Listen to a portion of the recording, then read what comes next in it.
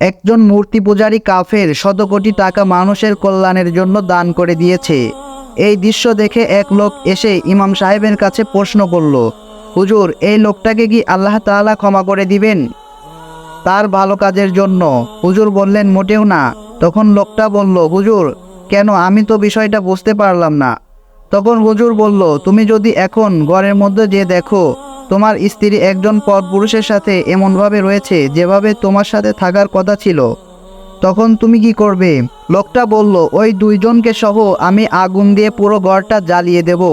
তখন হুজুর বললেন, সামান্য কিছু ভাত কাপড় দিয়ে যদি তোমার স্ত্রীর প্রতি এত দাবি হয় যে তোমার স্ত্রী তোমার সাথে ছাড়া অন্য কারো সাথে স্ত্রী স্বরূপ আচরণ করতে পারবে না, তাহলে আল্লাহ রাব্বুল আলামিন এত সুন্দর করে তোমাকে সৃষ্টি করলেন, তুমি যদি মহান আল্লাহ তাআলাকে বাদ দিয়ে প্রভুসুলভ আচরণ করো তাহলে কেমন হলো?